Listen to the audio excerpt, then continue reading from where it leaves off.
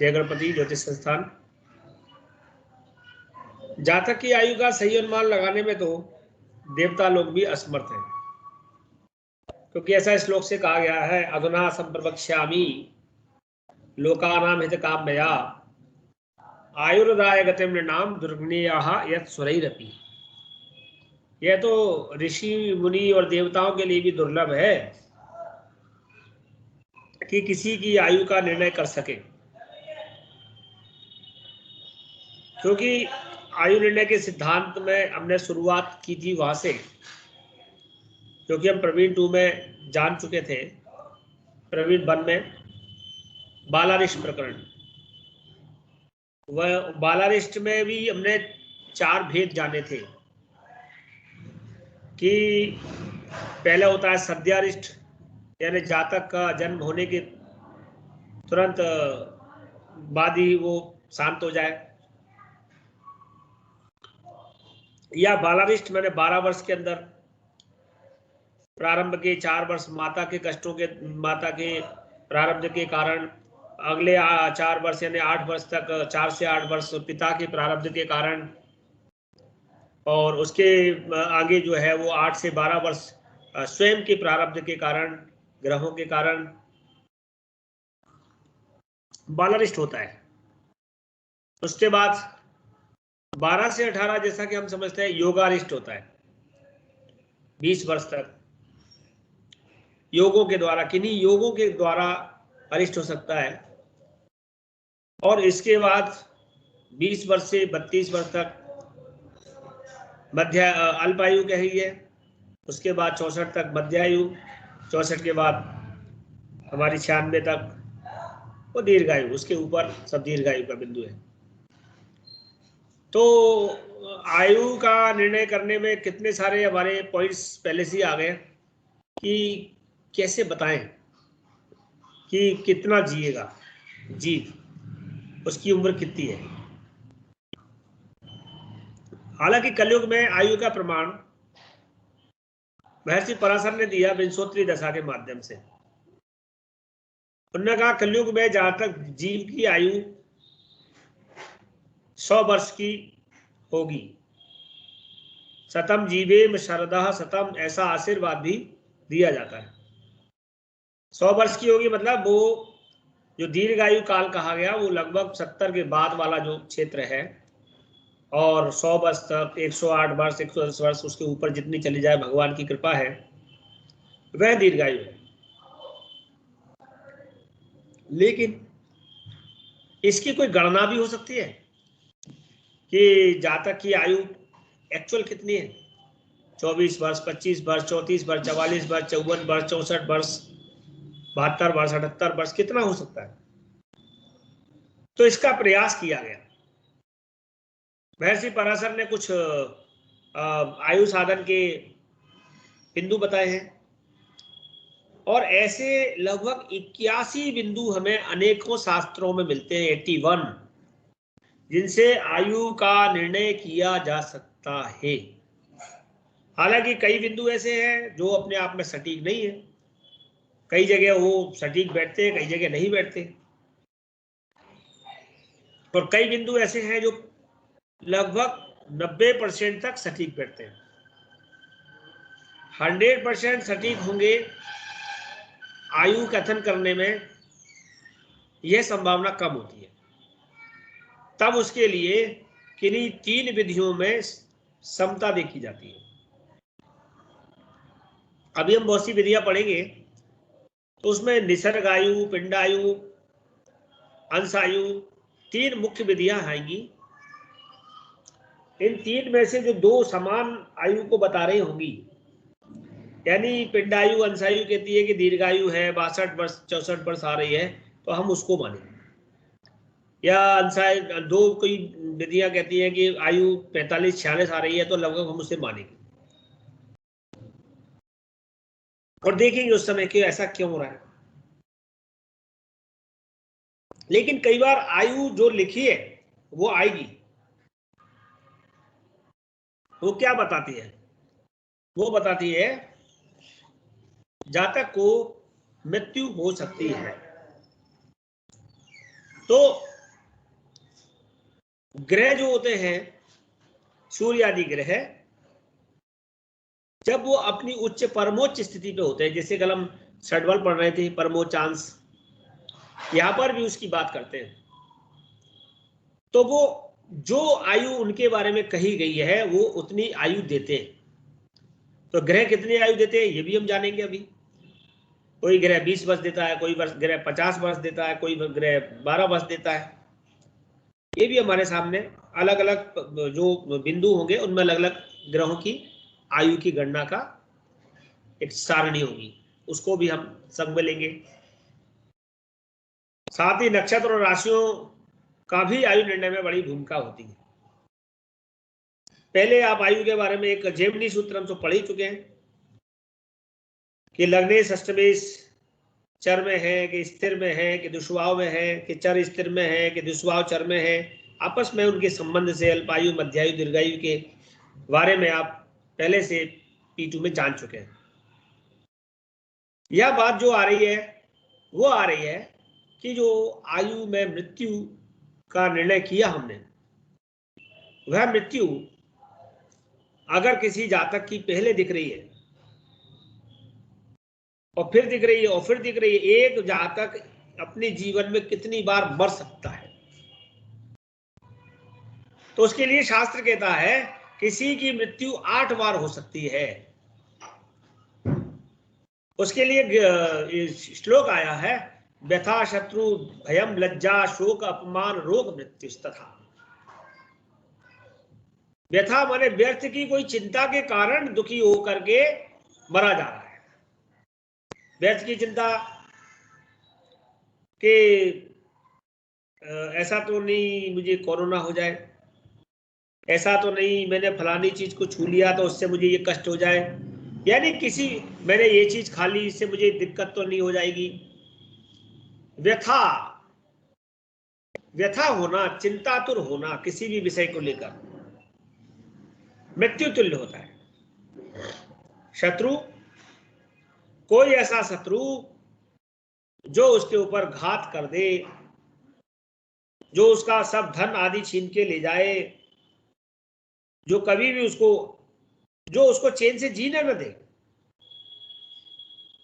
अगर कोई शत्रु आपको आपके घर से बाहर नहीं निकलने दे रहा तो ये क्या है, क्योंकि आप उसके भय से बाहर नहीं निकलते, या आकस्मिक उसका भय सताता रहता है कि कहीं वो ऐसा ना कर दे, कहीं वो वैसा ना कर दे, तो ये मर मर के जीने वाली स्थिति ये मृत्यु है। और हमेशा नहीं होती, कुछ समय ऐसा आता है जब कोई हमारा शत्रु उत्पन्न हो जाता है और वो उतने समय के लिए हमें टारगेट करता है, वो हमें दुखी करता है। और दुखम जो महान अचानक बहुत अनेक प्रकार के दुख हो जाते हैं। इस दुख को हम कह सकते हैं कि किसी का कोई बुरा समाचार मिलना, उसको लेके दुखी होना, असहनीय समाचार सुनना कि हे राम वो क्यों गया, मैं क्यों नहीं चला गया, ऐसा भी कुछ शब्द सुनने को मिलते हैं लोगों के, यानी मृत्यु तुल्य कष्ट होते हैं। वो लज्जा, किन्हीं कारणों से हम अपने ही किए पर पछताते हों, एक या कोई हमने कुछ नहीं किया लेकिन कोई हमें उस बात का अपराधी बनाता हो। जातक ने कुछ नहीं किया लेकिन जातक के ऊपर आरोप इस प्रकार का आ गया और वो लज्जित हो रहा है। नपुंसकता आदि बहुत प्रकार के ऐसे कुछ कारण हो सकते हैं जिससे वो लज्जित व्यथित हो रहा है। और शोक, ये 5वीं मृत्यु है। शोक को कहते हैं किसी का दिवंगत हो जाना, लेकिन यहां शोक का तात्पर्य है अनवरत शोक, यानी किसी की जहां एक मृत्यु हुई और उसका शुद्धि नहीं हो पाई, दूसरी मृत्यु हो गई और उसके बीच में ही कोई तीसरा समाचार आ गया, चौथा समाचार आ गया, या निरंतर आप आज प्रातःकाल उठे पता चला कि फलाने पड़ोसी के यहाँ कुछ हो गया और दूसरे दिन कोई आपका परिचित दूसरे का समाचार आ गया, यानी सुबह उठते से आपके पास कॉल बजती है और आप मतलब ये समझ लीजिए भले ही आप उसमें उसका आपका बहुत ज्यादा अटैचमेंट नहीं है, लेकिन नित्य प्रति आपको ऐसे शोकाकुल समाचार मिलते रहे या मिलने लगे, या कुटुंब आदि में ऐसे शोक अनवरत चले 2 महीने 4 महीने 6 महीने लगातार, वो शोक होता है। और मैंने इस परिस्थिति को तो कई बार देखा है। मेरे यहाँ पर एक हमारे भदौरिया जी थे, पढ़ते थे, अभी भी हैं यहाँ पर। वो 6 माह तक इस प्रकार की समस्या से घिरे रहे और मुझसे बोले कि एक पूरा नहीं हो पाता, दूसरा कहीं ना कहीं से समाचार आ जाता है और मैं तो परेशान हूँ। 6 महीने हो गए। अभी मेरे सामने ही एक स्टूडेंट है, वो फेस कर रहा है पिछले कोरोना काल से लेके अब तक 8 मृत्यु उसने फेस की है परिवार में। यहाँ तक कि कई मृत्यु तो ऐसी हुई थी कि एक की त्रयोदशा शुद्धि नहीं हो पाई, दूसरी हो गई। लगातार 3 बार ऐसा हुआ। कहने का मतलब वो इतना दुखी और इतना चिड़चिड़ा हो गया वो कि क्या करूं। तो शोक यानी ये भी मृत्यु है। अच्छे काम में हर आदमी जाना पसंद करता है, लेकिन क्या कोई बार बार मृत्यु तुल्य कार्यों में जाना पसंद करता है? नहीं करता। एक ये तो हमारा एक सामाजिक दायित्व और सामाजिकता के कारण, और ये हमारे लिए कि मानव स्वभाव है और हम लोग मानव हैं, एक दूसरे के लिए सदैव तत्पर रहना हमारा कर्तव्य भी है और धर्म भी है, इसलिए हमको जाना है। लेकिन कोई नहीं चाहता कि वह निरंतर इस प्रकार के कार्यों में संलिप्त हो। अपमान, किसी ने अपमान कर दिया हो, बड़ी सभा में द्रौपदी का अपमान, उसके कारण पूरा परिवार दुखी।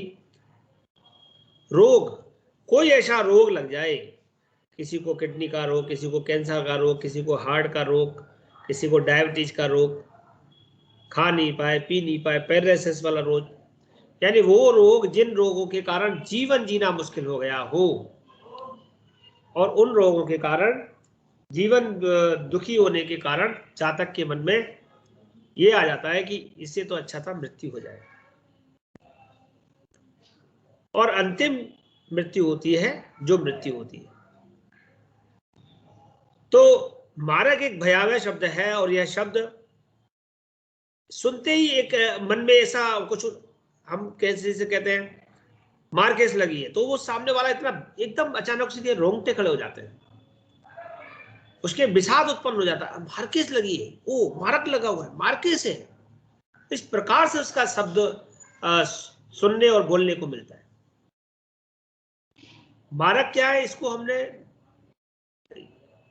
ये गीता में कृष्ण ने जो बताया उससे समझा।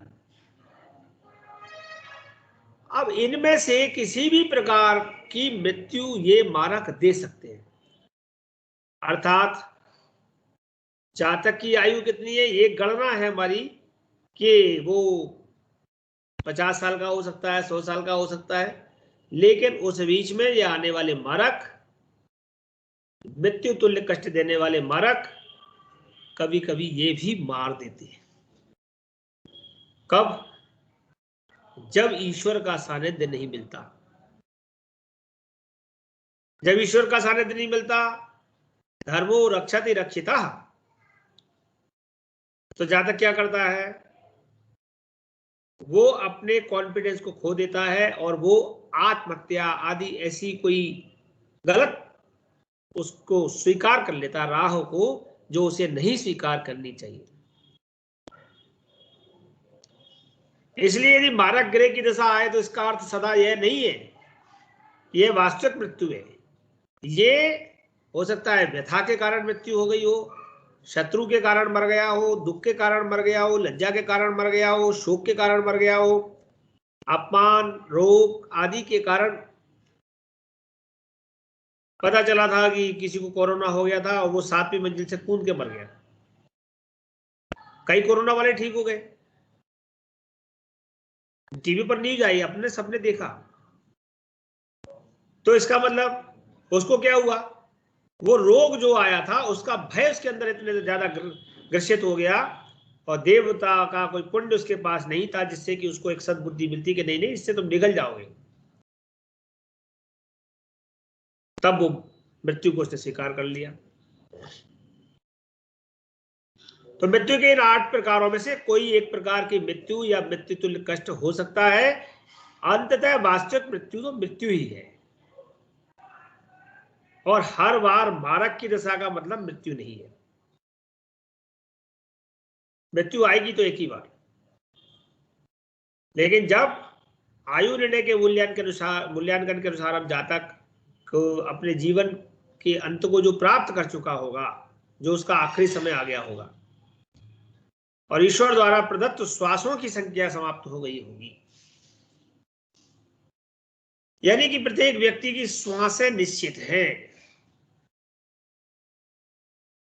हम करोड़ों अरबों श्वासों को लेके पैदा होते हैं। कुछ लोग हजारों श्वास लेकर के पैदा होते हैं, कुछ लाखों लेके पैदा होते हैं, कुछ करोड़ों अरबों लेके पैदा होते हैं। जिनकी श्वासें हजारों में हैं वो झटती चले जाते हैं, जल्दी चले जाते हैं। अब इसीलिए हमारे यहाँ श्वास अधिक से अधिक बचाने के लिए प्राणायाम पद्धति बताई गई है। श्वासें निश्चित हैं, अगर किसी को 1 लाख श्वास मिली है तो उन 1 लाख श्वास को अगर वो जल्दी जल्दी श्वास लेता है तो वो श्वासें जल्दी खत्म हो जाएंगी और जल्दी ही वो मृत्यु को स्वीकार करना पड़ेगा। अगर उन श्वासों को बचा के रखता है, आराम आराम से लेता है, तो श्वासें लंबी चलेंगी। यानी हमारे श्वासें भी प्रीपेड वाउचर की तरह हैं। जैसे मोबाइल में प्रीपेड मिलता है आपको कि 100 रुपए का बैलेंस है और इसकी उम्र 30 दिन है, लेकिन आपने बहुत जल्दी जल्दी कॉल करी तो वो 15 दिन में ही समाप्त हो गया, और अगर आपने उसकी कॉल आराम आराम से करी तो वो 30 दिन से क्या 1 आध दिन ऊपर भी चल जाए बैलेंस, कोई बड़ी बात नहीं। उसी प्रकार से हमारी श्वासें भी, और इसीलिए योग सबसे बड़ी चीज है। योगक्षेमम वहाम्यहम्। एक तो योगक्षेम की बात भगवान से कृष्ण करते हैं कि मैं आपके योगक्षेम की चिंता करता हूं, और दूसरा वह योग जो हमारे को आयु प्रदान करता है। प्राणायाम यम नियम आदि का प्रयोग करके हम अपने शरीर को स्वस्थ रख के अपनी श्वासों को बचाते हुए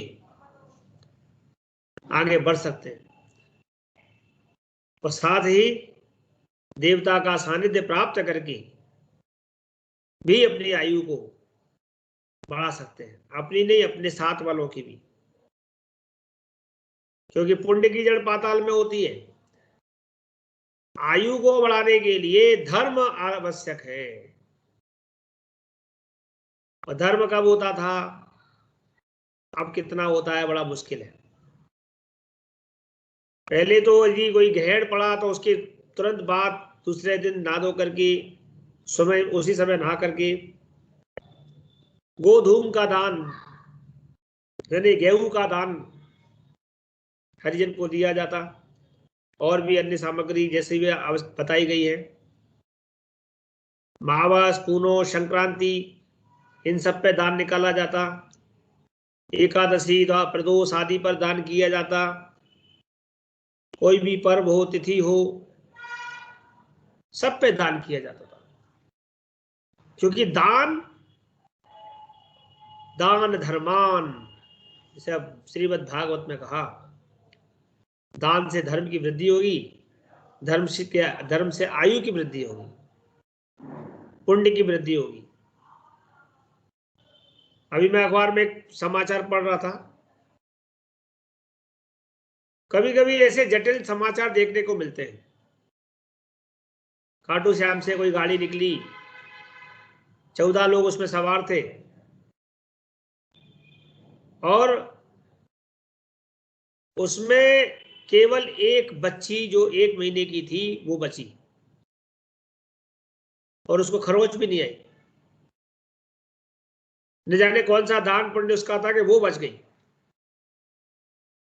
यानी कि ईश्वर की दृष्टि है और आपकी आयु है और कोई धर्म आपके साथ है, तो ये देखने को मिलता है कि कितनी बड़ी से बड़ी घटना हो जाए लेकिन जीव सुरक्षित रहता है। और देवता की दृष्टि नहीं है तो कितने भी आप आवरण लगा दो, कितने भी प्रबंध कर दो, लेकिन जीव की सुरक्षा होगी ये मुश्किल है। उत्तरा के गर्भ में परीक्षित हैं तो भगवान कृष्ण की कृपा है। अश्वत्थामा द्वारा छोड़ा गया ब्रह्मास्त्र जो है वो उसको भेद नहीं पाया क्योंकि साक्षात कृष्ण उसकी रक्षा कर रहे थे। और जब अभिमन्यु के ऊपर भगवान कृष्ण की कृपा नहीं थी तो उसको जाना पड़ा। पांडवों के अन्य पुत्र उस समय भी, यहां पर आयु की बात आती है कि किसी की आयु किसी को देने की बात आती है। बहुत प्रकार के ऐसे प्रकरण आएंगे जिनकी चर्चा अगर करने बैठेंगे तो श्रीमद् भागवत आदि में, पुराणों में ऐसे वर्णन बहुत हैं। अब हमें ये जानना चाहिए कि मारक है कौन। मारक होता है हंता, यानी किसी चीज को नष्ट करने वाला।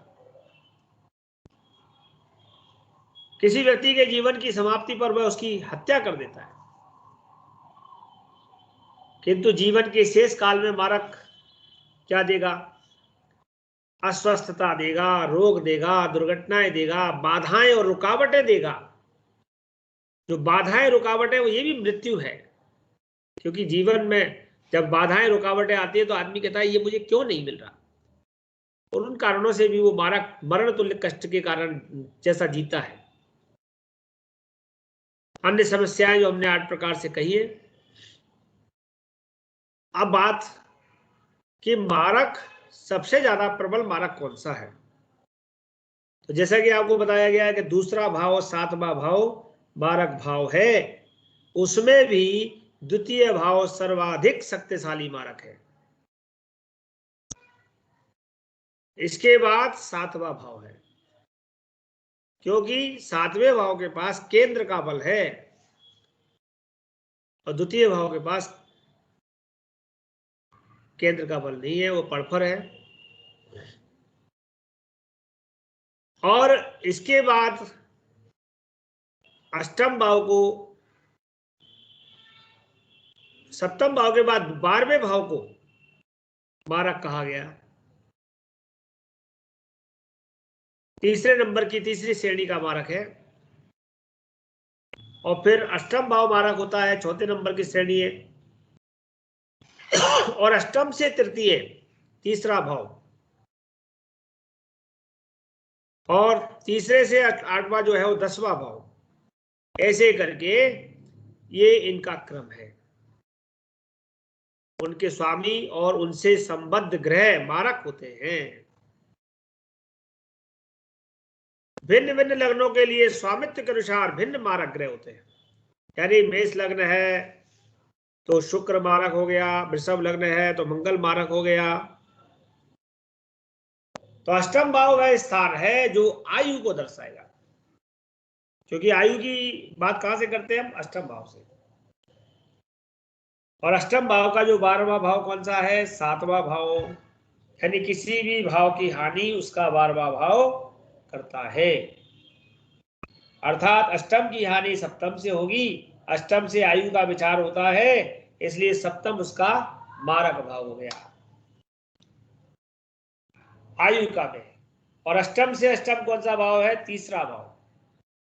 और तीसरे भाव का 12वां भाव द्वितीय भाव है, इसलिए भावात भावम नियम के अनुसार वह भी उसका जो है मारक हो गया। तो द्वितीय भाव से तृतीय भाव, तृतीय भाव से द्वादश भाव, आयु का व्यय। अब द्वादश भाव क्यों? क्योंकि लग्न, लग्न का 12वां भाव द्वादश भाव। तो आयु का व्यय, इसलिए द्वितीय भाव भी मारक स्थान हो जाता है। द्वितीय और तृतीय भाव का मारक होने का यही कारण है। और दोनों में से द्वितीय भाव को अधिक बली मारक मानना चाहिए। क्यों? क्योंकि आयु कैसे होगी, मतलब मृत्यु कैसे होगी, मृत्यु होगी ये बात तो अष्टम भाव बताएगा, लेकिन मृत्यु कैसे होगी ये बात आपको तृतीय भाव बताता है। और वहां पर द्वितीय भाव का संबंध, यानी कि वहां पर उसकी हानि होना निश्चित है, तो द्वितीय भाव उसमें प्रबल मारक के रूप में काम करेगा। द्वितीय भाव क्या है? द्वितीय भाव है कुटुंब। और तीसरा भाव क्या है? तीसरा भाव है भाई, बंधु, सहोदर। ज्यादातर मृत्यु किनके कारण होती है? अपनों के कारण, बाहर वालों के कारण थोड़ी होती है। क्या कहा गया है? घर का भेदी लंका डाले। रावण मरता क्या अगर विभीषण नहीं होता? तो कुटुंब, जो महाभारत पूरा हुआ वह मारक कौन था? पूरा कुटुंब, कौरव पांडव आपस में परिवार। आपका कोई सीक्रेट प्लान है, सीक्रेट बात है जीवन की, कोई घटना सीक्रेट है, तो उसमें अगर आपको सबसे पहले अड़चन डालेगा कोई, उस प्लान को, यदि आपके प्लान को बाहर भेजेगा, सीक्रेट को, तो वह आपका परिवार का ही बंदा होगा, अर्थात द्वितीय भाव का ही बंदा होगा। द्वितीय भाव माने कुटुंब होगा। और इसीलिए आपको द्वितीय भाव को सबसे ज्यादा प्रबल मारक माना गया है पुस्तकों में। मारक के क्रमों को देखेंगे। द्वितीय भाव का स्वामी सर्वाधिक शक्तिशाली मारक है। द्वितीय भाव का स्वामी सर्वाधिक शक्तिशाली है। उसके बाद दूसरे नंबर पे सप्तम भाव का स्वामी और सप्तमेश, ये सबसे बड़ा मारक। तीसरे नंबर पर द्वितीय भाव या द्वितीय से संबद्ध ग्रह, यानी वह भाव तो है ही, लेकिन उसके अंदर उसका भावेश और उसके अंदर बैठे ग्रह या उससे संबंध रखने वाले ग्रहों को भी मारक माना गया है। यानी द्वितीय भाव मारक है, और द्वितीय भाव में यदि राहु बैठा है, शनि बैठा है, मंगल बैठा है, तो वह भी मारक, जब मारक का समय आएगा तो वह भी मारक तुल्य फल देगा।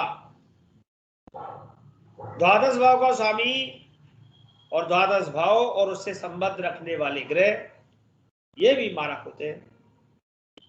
अष्टम भाव का स्वामी, अष्टम भाव से के स्वामी के साथ संबंध रखने वाले ग्रह, ये भी मारक होते हैं। तृतीय भाव का स्वामी और उससे संबद्ध होने वाले ग्रह, ये भी मारक होते हैं। इस तरीके से आपने देखा या 6 प्रकार उसके बताए गए, लेकिन मारकों में परम मारक होता है शनि। हालांकि शनि को आयु दाता कहा गया है, आयु प्रदाता कहा गया है, आयु देने वाला है शनि। शनि आयु प्रदान करता है। अष्टम भाव में यदि शनि है तो दीर्घ आयु होती है, लेकिन इसको परम हंता भी कहा गया है। हंता का तात्पर्य मैंने बताया हत्या करने वाला, लेकिन सब में अग्रणी अगर होकर के कोई मारने वाला होगा तो वो होगा शनि। क्यों? ये जो है वो यम का भाई है और यह अप्रतिबंधित मारक है। आप जब कोई पुराणोक्त शनि का मंत्र जानते होंगे, बोलते होंगे, तो इसमें बात यहां आएगी। नीलांजन समाभासम रवि पुत्रम यमाग्रजम, यम के अग्रज हैं ये। तो यम के जब अग्रज हैं तो यम के कार्य में सहयोग करेंगे कि नहीं करेंगे? अपने भाई का साथ तो देना पड़ेगा। और आयु ज्यादा देने के पीछे भी इनका रीजन यह है कि ये कष्टों के प्रदाता हैं। आपने P1 में ये पढ़ा कि शनि कष्ट का कारक है। तो अगर किसी की आयु कम होगी तो वो कष्ट ज्यादा देखेगा कि कम? कम देखेगा, क्योंकि जितना जिएगा उतना ही तो देखेगा। और उसके बावजूद भी 15-20 साल तक तो पता ही नहीं चलता कि कष्ट होता क्या है। जब वो तुलसी गाय बजाए के दियो काट में पाओ उसका ब्याह हो जाता है, तब उसे पता चलता है कष्ट क्या होता है। उससे पहले तो उसे मालूम ही नहीं है। सब दिखता है कि कौन माता पिता, कोई कौन भाई बंधु, नहीं नहीं मैं भला, मेरा आनंद भला। तो कष्ट की श्रेणी चालू होती है जब वो समझदार हो जाता है, जब उसकी शादी हो जाती है, जब उसके बच्चे हो जाते हैं, जब वो अपनी कामनाओं की पूर्ति के लिए अनेक अनेक प्रकार के संघर्षों से जूझता है, तब उसके कष्ट चालू होते हैं। लेकिन ये कष्ट कहां से आते हैं? शनि के कारण। शनि आयु दे रहा है, और शनि के द्वारा आयु कौन सी मिलती है? जो 70 के ऊपर होती है। क्योंकि शनि का जो स्वरूप कहा गया है वो लंबा चौड़ा और दीर्घदेही और वृद्ध है। वो वृद्ध स्वरूप बताया गया है। लंबी, अब किसी का शरीर लंबा हो है और बूढ़ा हो जाए तो क्या होगा? कमर झुक जाएगी। जितना लंबा आदमी होगा उतनी ज्यादा कष्ट होगा, ठीकने को नहीं होगा। क्योंकि सबसे पहले कमर का बैलेंस बिगड़ेगा, पैरों का बैलेंस बिगड़ेगा। तो शनि कौन से अंगों का कारक है? पैरों का। चलना फिरना बंद, घूमना फिरना बंद। आप मालूम पड़ा कि इस कमरे से उस कमरे में भी नहीं जा सकते, उठ के पानी भी नहीं पी सकते। आयु हो गई 102 साल की। अब ऐसी 100 साल की आयु किस काम की कि बिस्तर में पड़े हैं, कोई ना कोई सेवा कर रहा है, किसी ना किसी से कराना पड़ रहा है। तो शनि आयु भी दे रहा है और कष्ट भी दे रहा है। यहाँ पर परमहंता से तात्पर्य इतना है कि जब कोई मारक उसका आता है और उसकी मृत्यु का समय निश्चित हो गया है, लेकिन वह मारक मारता नहीं है, तब शनि स्वयं आकर के दंडित कर देते हैं। यानी कि वह अन्य सभी मारकों को पीछे हटाकर आगे बढ़ जाता है और स्वयं ही मुखिया हो जाता है, क्योंकि वह परम मारक है। वह कभी भी किसी भी स्थिति में और कहीं भी क्रियाशील हो सकता है। जब शनि क्रियाशील हो जाएगा तो वहां पर यदि अन्य किसी ग्रह का मारकत्व है और वो किसी कारण से फेवर में आ गया कि नहीं नहीं चलो अपना इसने ये दान किया था, ये पुण्य किया था, इसको चलो छोड़ दो, लेकिन शनि कहता नहीं नहीं आप तो चलिए। तो यहां पर शनि को परम मारक की श्रेणी में रखा गया। इसी के साथ मारक प्रकरण में आएंगे छिद्र ग्रह। छिद्र ग्रह किन्हें कहते हैं और छिद्र ग्रह की दशा से क्या अभिप्राय है?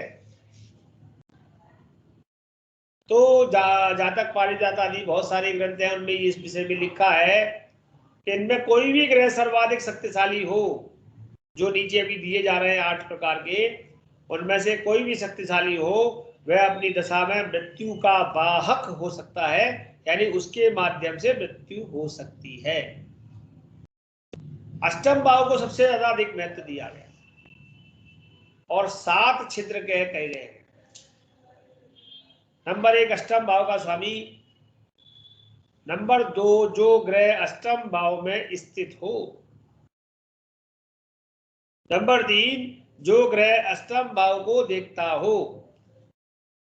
नंबर 4 जो 22वें दृष्टिकोण का स्वामी हो, अर्थात नवमांश कुंडली में अष्टम भाव का स्वामी हो। नंबर 5 जो ग्रह अष्टमेश के साथ बैठा हो, मतलब युति करता हो। नंबर 6, चंद्रमा से गिरने पर जो 64वां नवांश हो, अर्थात नवांश कुंडली का चौथे भाव का स्वामी। और नंबर 7, 64वें घर का मालिक, यानी लग्न से चौथे घर का मालिक। ऐसे 7 जो है वो छिद्र ग्रह होते हैं।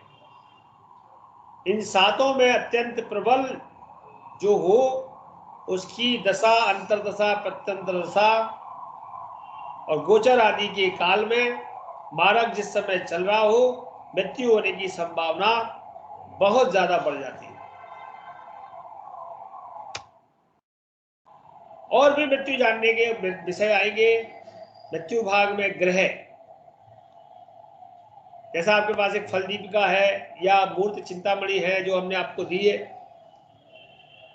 उसमें प्रत्येक राशि के मृत्यु भाग अंश निश्चित दिए हुए हैं। उसे आप मृत्यु भाग वाले अंश को पढ़ना, वो टेबल में दिए। तो प्रत्येक राशि के प्रत्येक ग्रह तथा प्रत्येक लग्न के लिए निश्चित अंश होता है।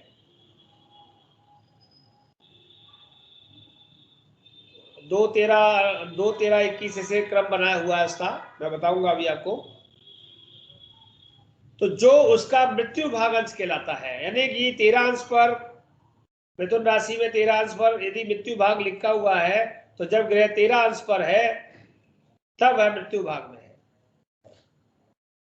यदि ग्रह अपने मृत्यु भाग में स्थित हो तो वह प्रतिकूल हो जाता है। उसकी दशा अंतर, कभी भी कोई भी ग्रह सदैव फल नहीं देगा।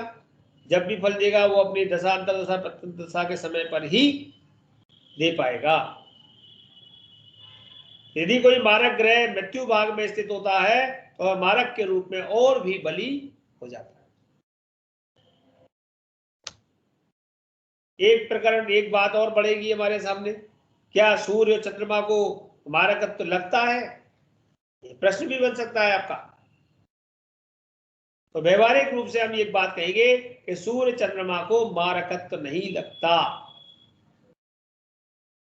सूर्य तथा चंद्रमा की गणना मारकों में शामिल नहीं है, वह मारक नहीं होते, क्योंकि सूर्य को पिता के रूप में, चंद्रमा को माता के रूप में माना गया है, क्योंकि वे पृथ्वी को प्रकाशमान करते हैं, क्योंकि वे हमारी सृष्टि के नेत्र हैं। किंतु वे भी व्यवहार में मारक का कार्य कर सकते हैं यदि अन्य मारकों या मारक भावों से उनका संबंध हो। यानी कि वो डायरेक्ट मृत्यु नहीं देते, डायरेक्ट रूप से मारक नहीं होते, लेकिन यदि किसी मार्केश के साथ उनका संबंध हो तो उसके माध्यम से वह मारक तुल्य कष्ट उनका आ जाता है।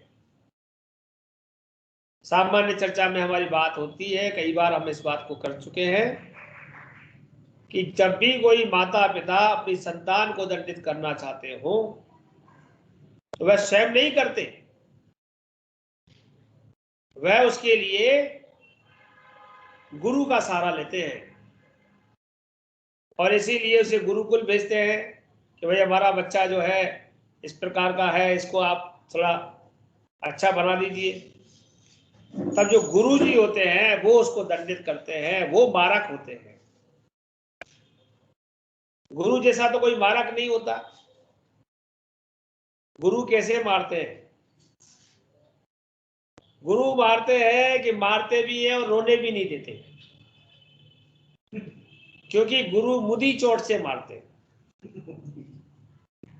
और मुदी चोट जब लगती है तो ना तो खून निकलता है, ना रो पाता है, ना किसी से कह पाता है, क्योंकि भेजा तो उसको सूर्य चंद्रमा ने है, माता पिता ने है कि जाओ बेटा गुरु के पास।